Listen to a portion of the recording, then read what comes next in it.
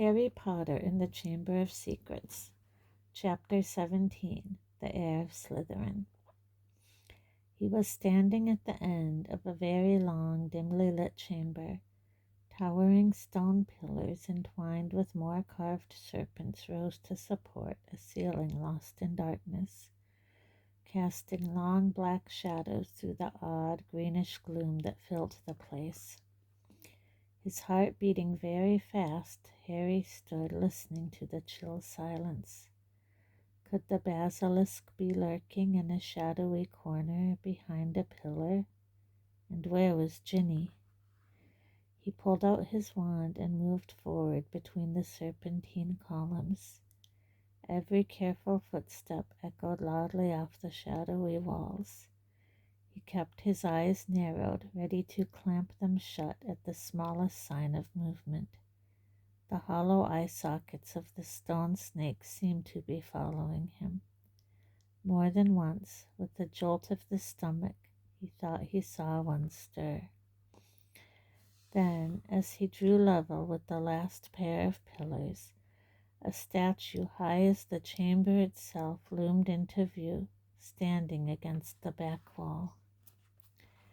Harry had to crane his neck to look up into the giant face above. It was ancient and monkey-like, with a long thin beard that fell almost to the bottom of the wizard's sweeping stone robes, where two enormous gray feet stood on the smooth chamber floor, and between the feet, face down, lay a small black-robed figure with flaming red hair. "Ginny!" Harry muttered, sprinting to her and dropping to his knees. "Ginny, don't be dead! Please don't be dead!" He flung his wand aside, grabbed Ginny's shoulders, and turned her over. Her face was white as marble and as cold, yet her eyes were closed, so she wasn't petrified. But then she must be. "Ginny, please wake up," Harry muttered desperately, shaking her. Ginny's head lolled hopelessly from side to side. "She won't wake," said a soft voice. Harry jumped and spun around on his knees. A tall, black-haired boy was leaning against the nearest pillar, watching. He was strangely blurred around the edges, as though Harry was looking at him through a misted window, but there was no mistaking him. "Tom? Tom Riddle?" Riddle nodded, not taking his eyes off Harry's face. "What do you mean she won't wake?" Harry said desperately. She's not. She's still alive," said Riddle, "but only just." Harry stared at him. Tom Riddle had been at Hogwarts 50 years ago, yet here he stood, a weird misty light shining about him, not a day older than 16. "Are you a ghost?" Harry said uncertainly. "A memory," said Riddle quietly, "preserved in a diary for 50 years. He pointed towards the floor near the statue's giant toes. Laying open there was the little black diary Harry had found in Moaning Myrtle's bathroom. For a second, Harry wondered how it had got there, but there were more pressing matters to deal with.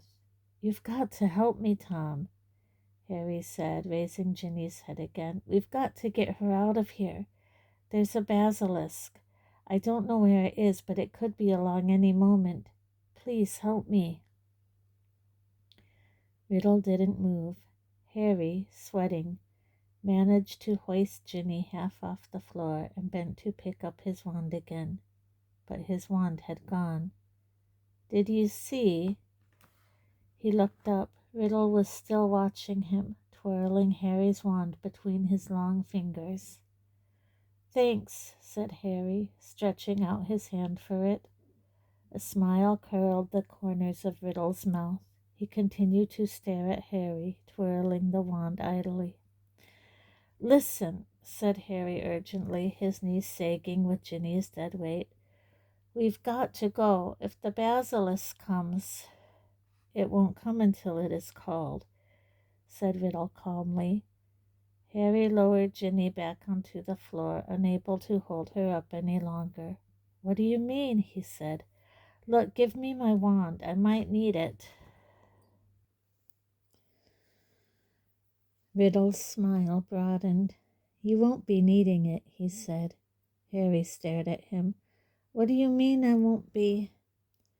I've waited a long time for this, Harry Potter, said Riddle. For the chance to see you, to speak to you. Look, said Harry, losing patience. I don't think you get it. We're in the Chamber of Secrets. We can talk later. We're going to talk now, said Riddle, still smiling broadly, and he pocketed Harry's wand. Harry stared at him. There was something very funny going on here. How did Ginny get like this? He asked slowly. Well, that's an interesting question, said Riddle pleasantly, and quite a long story. I suppose the real reason Ginny Weasley's like this is because she opened her heart and spilled all her secrets to an invisible stranger. What are you talking about? Said Harry. The diary, said Riddle. My diary. Little Ginny's been writing in it for months and months, telling me all her pitiful worries and woes, how her brothers tease her, how she had to come to school with second-hand robes and books, how... Riddle's eyes glinted. How she didn't think famous, good, great Harry Potter would ever like her. All the time he spoke, Riddle's eyes never left Harry's face. There was an almost hungry look in them. It's very boring having to listen to the silly little troubles of an 11-year-old girl, he went on. But I was patient. I wrote back. I was sympathetic. I was kind. Ginny simply loved me. No one's ever understood me like you, Tom. I'm so glad I've got this diary to confide in. It's like having a friend I can carry round in my pocket. Riddle laughed, a high, cold laugh that didn't suit him. It made the hairs stand up on the back of Harry's neck. If I say it myself, Harry, I've always been able to charm the people I needed. So Ginny poured out her soul to me, and her soul happened to be exactly what I wanted. I grew stronger and stronger on a diet of her deepest fears, her darkest secrets. I grew powerful, far more powerful than little Miss Weasley. Powerful enough to start feeding Miss Weasley a few of my secrets, to start pouring a little of my soul back into her. What do you mean? Said Harry, whose mouth had gone very dry. Haven't you guessed yet, Harry Potter? Said Riddle softly. Ginny opened the Chamber of Secrets. She strangled the school roosters and daubed threatening messages on the walls. She set the serpent of Slytherin on 4 mudbloods and the squib's cat. No, Harry whispered. Yes, said Riddle calmly. Of course she didn't know what she was doing at first. It was very amusing. I wish you could have seen her new diary entries. Far more interesting they became. Dear Tom, he recited, watching Harry's horrified face, I think I'm losing my memory. There are rooster feathers all over my robes, and I don't know how they got there. Dear Tom, I can't remember what I did on the night of Halloween, but a cat was attacked, and I've got paint all down my front. Dear Tom, Percy keeps telling me I'm pale and I'm not myself. I think he suspects me. There was another attack today and I don't know where I was. Tom, what am I going to do? I think I'm going mad. I think I'm the one attacking everyone, Tom. Harry's fists were clenched, the nails digging deep into his palms. It took a very long time for stupid little Ginny to stop trusting her diary, said Riddle. But she finally became suspicious and tried to dispose of it. And that's where you came in, Harry. You found it, and I couldn't have been more delighted. Of all the people who could have picked it up, it was you, the very person I was most anxious to meet. And why did you want to meet me? Said Harry. Anger was coursing through him, and it was an effort to keep his voice steady. Well, you see, Ginny told me all about you, Harry, said Riddle. Your whole fascinating history. His eyes roved over the lightning scar on Harry's forehead, and his expression grew hungrier. I knew I must find out more about you, talk to you, meet you if I could. So I decided to show you my famous capture of that great oaf Hagrid, to gain your trust. Hagrid's my friend, said Harry, his voice now shaking. And you framed him, didn't you? I thought you made a mistake, but... Riddle laughed, his high laugh again. It was my word against Hagrid's, Harry. Well, you can imagine how it looked to old Armando Dippet. On the one hand, Tom Riddle, poor but brilliant, parentless but so brave, school prefect, model student. On the other hand, big, blundering Hagrid, in trouble every other week, trying to raise werewolf cubs under his bed, sneaking off to the Forbidden Forest to wrestle trolls. But I admit, even I was surprised how well the plan worked. I thought someone must realize that Hagrid couldn't possibly be the heir of Slytherin. It had taken me 5 whole years to find out everything I could about the Chamber of Secrets and discover the secret entrance, as though Hagrid had the brains or the power. Only the Transfiguration teacher, Dumbledore, seemed to think Hagrid was innocent. He persuaded Dippet to keep Hagrid and train him as gamekeeper. Yes, I think Dumbledore might have guessed. Dumbledore never seemed to like me as much as the other teachers did. I bet Dumbledore saw right through you, said Harry, his teeth gritted. Well, he certainly kept an annoyingly close watch on me after Hagrid was expelled, said Riddle carelessly.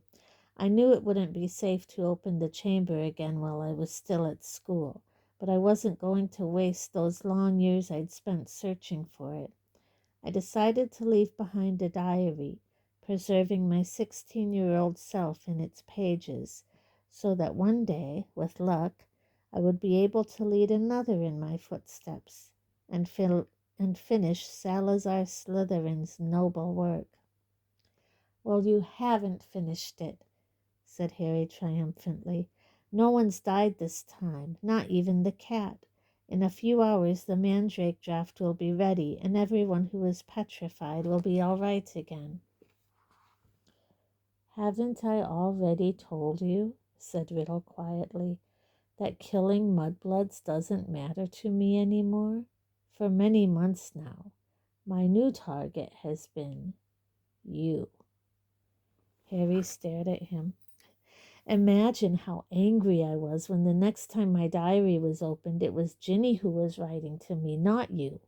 She saw you with the diary, you see, and panicked. What if you found out how to work it, and I repeated all her secrets to you? What if, even worse, I told you who'd been strangling roosters? So the foolish little brat waited until your dormitory was deserted and stole it back. But I knew what I must do. It was clear to me that you were on the trail of Slytherin's heir. From everything Ginny had told me about you, I knew you would go to any lengths to solve the mystery, particularly if it was one of your best friends was attacked. And Ginny had told me the whole school was buzzing because you could speak Parseltongue. So I made Ginny write her own farewell on the wall and come down here to wait. She struggled and cried and became very boring. But there isn't much life left in her. She put too much into the diary, into me, enough to let me leave its pages at last. I have been waiting for you to appear since we arrived here. I knew you'd come. I have many questions for you, Harry Potter." "Like what?" Harry spat, fists still clenched. "Well," said Riddle, smiling pleasantly, "how is it that a baby with no extraordinary magical talent managed to defeat the greatest wizard of all time? How did you escape with nothing but a scar, while Lord Voldemort's powers were destroyed?" There was an odd red gleam in his hungry eyes now. "Why do you care how I escaped?" said Harry slowly. "Voldemort was before your time."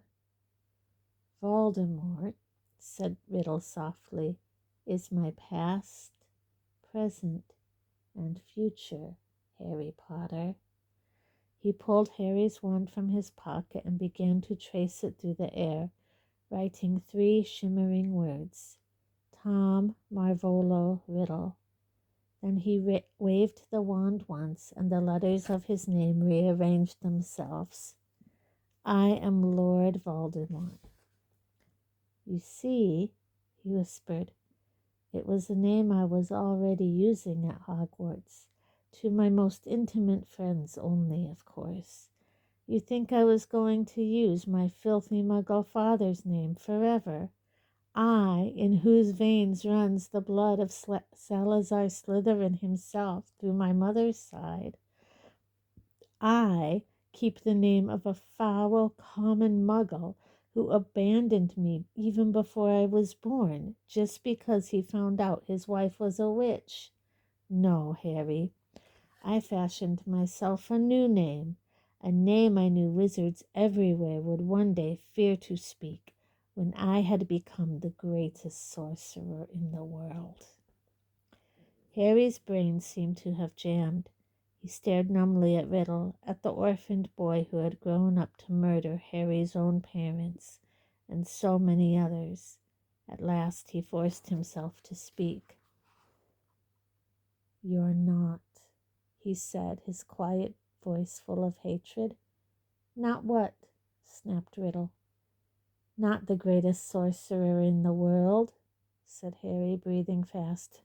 "Sorry to disappoint you and all that, but the greatest wizard in the world is Albus Dumbledore. Everyone says so. Even when you were strong, you didn't dare try and take over at Hogwarts. Dumbledore saw through you then when you were at school, and he still frightens you now, wherever you're hiding these days." The smile had gone from Riddle's face to be replaced by a very ugly look. "Dumbledore's been driven out of this castle by the mere memory of me," he hissed. "He's not as gone as you might think," Harry retorted. He was speaking at random, wanting to scare Riddle, wishing rather than believing it to be true. Riddle opened his mouth, but froze. Music was coming from somewhere. Riddle whirled around to stare down the empty chamber. The music was growing louder. It was eerie, spine-tingling, unearthly. It lifted the hair on Harry's scalp and made his heart feel as though it was swelling to twice its normal size. Then, as the music reached such a pitch that Harry felt it vibrating inside his own ribs, flames erupted at the top of the nearest pillar. A crimson bird the size of a swan had appeared, piping its weird music to the vaulted ceiling.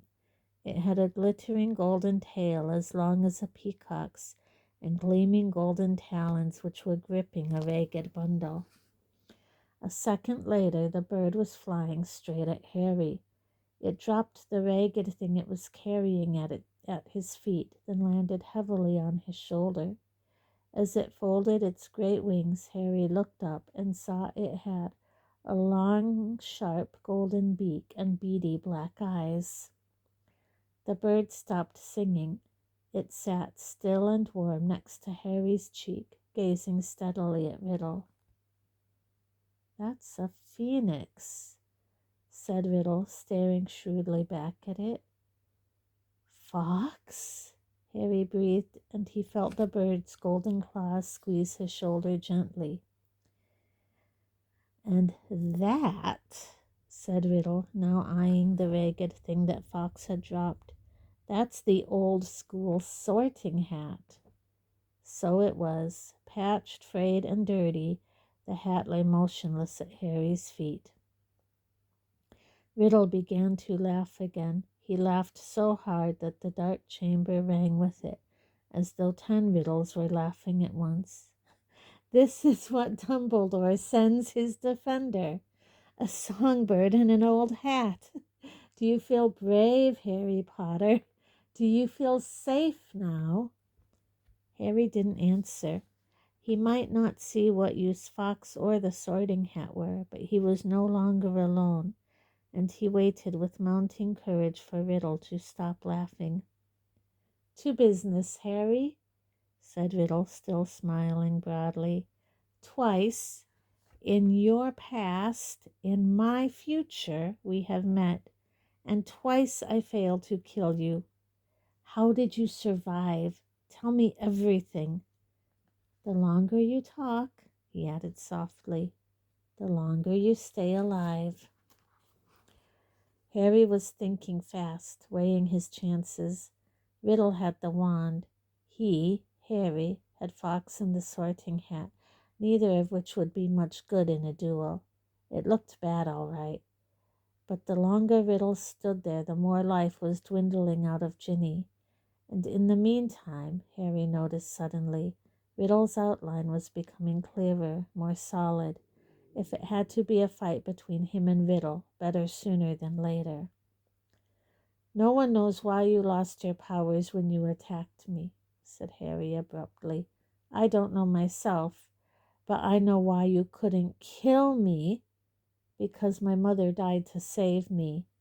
My common, muggle-born mother, he added, shaking with suppressed rage. She stopped you killing me, and I've seen the real you. I saw you last year. You're a wreck. You're barely alive. That's where all your power got you. You're in hiding. You're ugly. You're foul. Riddle's face contorted. Then he forced it into an awful smile. So, your mother died to save you. Yes, that's a powerful counter-charm. I can see now. There's nothing special about you, after all. I wondered, you see, because there are strange likenesses between us, Harry Potter. Even you must have noticed. Both half-bloods, orphans, raised by muggles.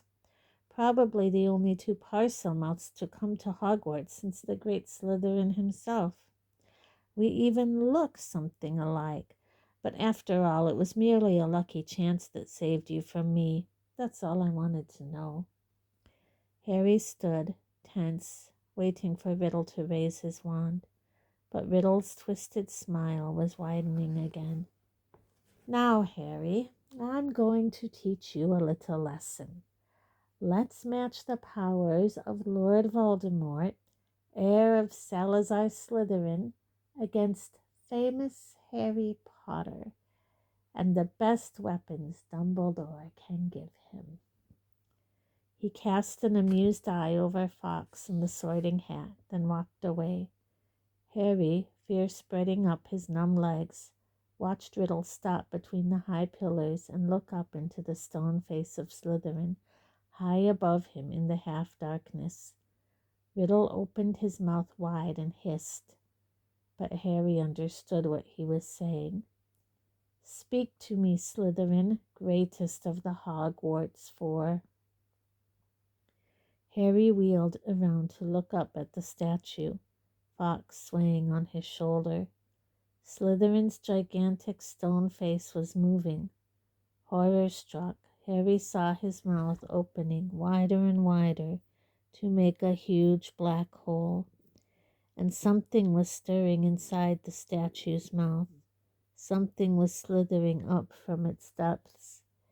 Harry backed away until he hit the dark chamber wall, and as he shut his eyes tight, he felt Fox's wings sweep his cheek as he took flight. Harry wanted to shout, "Don't leave me!" But what chance did a phoenix have against the king of serpents? Something huge hit the stone floor of the chamber. Harry felt it shudder. He knew what was happening. He could sense it, could almost see the giant serpent uncoiling itself from Slytherin's mouth. Then he heard Riddle's hissing voice. "Kill him." The basilisk was moving towards Harry. He could hear its heavy body slithering ponderously across the dusty floor. Eyes still tightly shut, Harry began to run blindly sideways, his hands outstretched, feeling his way. Riddle was laughing. Harry tripped. He fell hard onto the stone and tasted blood. The serpent was barely feet from him. He could hear it coming. There was a loud, explosive spitting sound right above him, and then something heavy hit Harry so hard that he was smashed against the wall. Waiting for fangs to sink through his body, he heard more mad hissing, something thrashing wildly off the pillars. He couldn't help it. He opened his eyes wide enough to squint at what was going on. The enormous serpent, bright, poisonous green, thick as an oak trunk, had raised itself high in the air, and its great blunt head was weaving drunkenly between the pillars. As Harry trembled, ready to close his eyes if it turned, he saw what had distracted the snake. Fox was soaring around its head, and the basilisk was snapping furiously at him with fangs long and thin as sabers. Fox dived. His golden beak sank out of sight, and a sudden shower of dark blood spattered the floor. The snake's tail thrashed, narrowly missing Harry, and before Harry could shut his eyes, it turned. Harry looked straight into its face and saw that its eyes, both its great bulbous yellow eyes, had been punctured by the phoenix. Blood was streaming to the floor, and the snake was spitting in agony. "No!" Harry heard Riddle screaming. "Leave the bird! Leave the bird! The boy is behind you! You can still smell him! Kill him!" The blinded serpent swayed, confused, still deadly. Fox was circling its head, piping his eerie song, jabbing here and there at the basilisk's scaly nose as the blood poured from its ruined eyes. "Help me! Help me!" Harry muttered wildly. "Someone! Anyone!" The snake's tail whipped across the floor again. Harry ducked. Something soft hit his face. The basilisk had swept the sorting hat into Harry's arms. Harry seized it. It was all he had left, his only chance. He rammed it onto his head and threw himself flat onto the floor as the basilisk's tail swung over him again. "Help me, help me," Harry thought, his eyes screwed tight under the hat. "Please help me." There was no answering voice. Instead, the hat contracted as though an invisible hand was squeezing it very tightly. Something very hard and heavy thudded onto the top of Harry's head, almost knocking him out. Stars winking in front of his eyes, he grabbed the top of the hat to pull it off and felt something long and hard beneath it. A gleaming silver sword had appeared inside the hat, its handle glittering with rubies the size of eggs. "Kill the boy! Leave the bird! The boy is behind you! Sniff! Smell him!" Harry was on his feet, ready. The basilisk's head was falling, its body coiling around, hitting pillars as it twisted to face him. He could see the vast bloody eye sockets, see the mouth stretching wide, wide enough to swallow him whole, lined with fangs long as his sword, thin, glittering, venomous. It lunged blindly. Harry dodged and it hit the chamber wall. It lunged again, and its forked tongue lashed Harry's side. He raised the sword in both hands. The basilisk lunged again, and this time its aim was true. Harry threw his whole weight behind the sword and drove it to the hilt into the roof of the serpent's mouth. But as warm blood drenched Harry's arms, he felt a searing pain just above his elbow. One long poisonous fang was sinking deeper and deeper into his arm, and it splintered as the basilisk keeled over sideways and fell, twitching to the floor.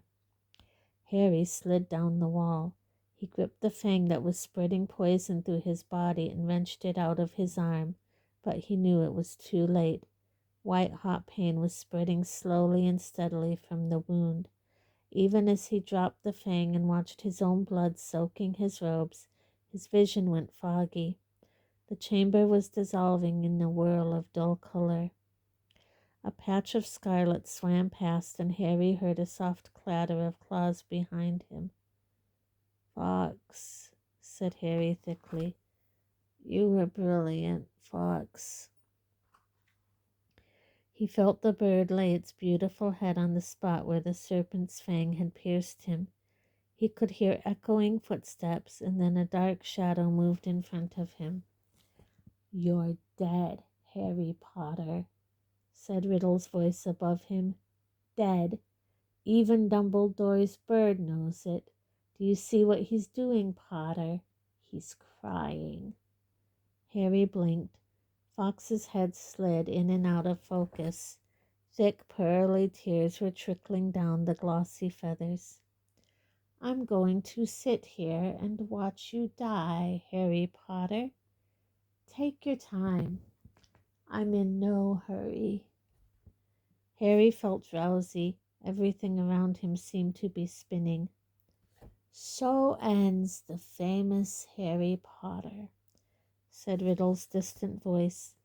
"Alone in the Chamber of Secrets, forsaken by his friends, defeated at last by the Dark Lord he so unwisely challenged. You'll be back with your dear mud-blood mother soon, Harry. She bought you 12 years of borrowed time, but Lord Voldemort got you in the end, as you knew he must." "If this is dying," thought Harry, "it's not so bad." Even the pain was leaving him. But was this dying? Instead of going black, the chamber seemed to be coming back into focus. Harry gave his head a little shake, and there was Fox, still resting his head on Harry's arm. A pearly patch of tears was shining all around the wound, except that there was no wound. "Get away, bird," said Riddle's voice suddenly. "Get away from him. I said get away." Harry raised his head. Riddle was pointing Harry's wand at Fox. There was a bang like a gun, and Fox took flight again in a whirl of gold and scarlet. "Phoenix tears," said Riddle quietly, staring at Harry's arm. "Of course. Healing powers. I forgot." He looked into Harry's face. "But it makes no difference. In fact, I prefer it this way. Just you and me, Harry Potter. You and me." He raised the wand. Then, in a rush of wings, Fox soared back overhead and something fell into Harry's lap. The diary. For a split second, both Harry and Riddle, wand still raised, stared at it. Then, without thinking, without considering, as though he had meant to do it all along, Harry seized the basilisk fang on the floor next to him and plunged it straight into the heart of the book. There was a long, dreadful, piercing scream.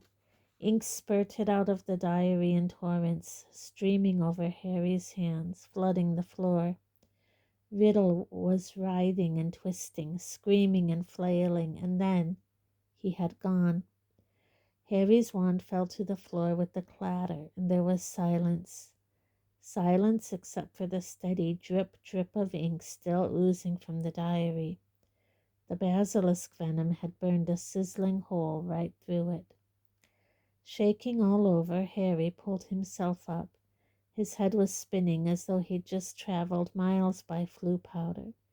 Slowly he gathered together his wand and the sorting hat, and with a huge tug retrieved the glittering sword from the roof of the basilisk's mouth. Then came a faint moan from the end of the chamber. Ginny was stirring. As Harry hurried toward her, she sat up. Her bemused eyes traveled from the huge form of the dead basilisk over Harry in his blood-soaked robes, then to the diary in his hand. She drew a great shuddering gasp, and tears began to pour down her face. Harry, oh Harry, I tried to tell you at breakfast, but I couldn't say it in front of Percy. It was me, Harry, but I swear I didn't mean to. Riddle made me. He took me over, and how did you kill that thing? Where's Riddle? The last thing I remember is him coming out of the diary. It's all right, said Harry, holding up the diary and showing Ginny the fang hole. Riddle's finished. Look, him and the basilisk. Come on, Ginny, let's get out of here. I'm going to be expelled, Ginny wept as Harry helped her awkwardly to her feet. I've looked forward to coming to Hogwarts ever since Bill came in. Now I'll have to leave, and what'll Mom and Dad say? Fox was waiting for them, hovering in the chamber entrance. Harry urged Ginny forward. They stepped over the motionless coils of the dead basilisk, through the echoing gloom and back into the tunnel. Harry heard the stone doors close behind them with a soft hiss. After a few minutes' progress up the dark tunnel, a distant sound of slowly shifting rock reached Harry's ears. Run! Harry yelled, speeding up. Ginny's okay. I've got her. He heard Ron give a strangled cheer, and they turned the next bend to see his eager face staring through the sizable gap he had managed to make in the rock fall. Ginny! Ron thrust an arm through the gap in the rock to pull her through first. You're alive! I don't believe it! What happened? He tried to hug her, but Ginny held him off, sobbing. But you're okay, Ginny, said Ron, beaming at her. It's over now. Where did that bird come from? Fox had swooped through the gap after Ginny. He's Dumbledore's, said Harry, squeezing through himself. And how come you've got a sword? Said Ron, gaping at the glittering weapon in Harry's hand. I'll explain when we get out of here, said Harry with a sideways glance at Ginny. But later, Harry said quickly. He didn't think it was a good idea to tell Ron yet who'd been opening the chamber, not in front of Ginny anyway. Where's Lockhart? Back there, said Ron, grinning and jerking his head up the tunnel towards the pipe. He's in a bad way. Come and see. Led by Fox, whose wide scarlet wings emitted a soft golden glow in the darkness, they walked all the way back to the mouth of the pipe. Gilderoy Lockhart was sitting there, humming placidly to himself. His memory's gone, said Ron. The memory charm backfired. Hit him instead of us. Hasn't got a clue who he is, or where he is, or who we are. I told him to come and wait here. He's a danger to himself. Lockhart peered good-naturedly up at them all. Hello, he said. Odd sort of place. This isn't it. Do you live here? No, said Ron, raising his eyebrows at Harry. Harry bent down and looked up the long dark pipe. Have you thought how we're going to get back up this? He said to Ron. Ron shook his head, but Fox the Phoenix had swooped past Harry and was now fluttering in front of him, his beady eyes bright in the dark. He was waving his long golden tail feathers. Harry looked uncertainly at him. He looks like he wants you to grab hold, said Ron, looking perplexed. But you're much too heavy for a bird to pull up there. Fox, said Harry, isn't an ordinary bird. He turned quickly to the others. We've got to hold on to each other. Ginny, grab Ron's hand. Professor Lockhart, he means you, said Ron sharply to Lockhart. You hold Ginny's other hand. Harry tucked the sword and the sorting hat into his belt. Ron took hold of the back of Harry's robes, and Harry reached out and took hold of Fox's strangely hot tail feathers. An extraordinary lightness seemed to spread through his whole body, and next second, with the whoosh, they were flying upwards through the pipe. Harry could hear Lockhart dangling below him saying, "Amazing! Amazing! This is just like magic!" The chill air was whipping through Harry's hair, and before he'd stopped enjoying the ride, it was over. All four of them were hitting the wet floor of Moaning Myrtle's bathroom, and as Lockhart straightened his hat, the sink that hid the pipe was sliding back into place. Myrtle goggled at them. "You're alive," she said blankly to Harry. "There's no need to sound so disappointed," he said grimly, wiping flecks of blood and slime off his glasses. "Oh, well, I've just been thinking, if you had died, you'd have been welcome to share my toilet," said Myrtle, blushing silver. "Oh," said Ron, as they left the bathroom for the dark, deserted corridor outside. "Harry, I think Myrtle's got fond of you. You've got some competition, Ginny." But tears were still flooding silently down Ginny's face. "Where now?" said Ron with an anxious look at Ginny. Harry pointed. Fox was leading the way, glowing gold along the corridor. They strode after him, and moments later found themselves outside Professor McGonagall's office. Harry knocked and pushed the door open.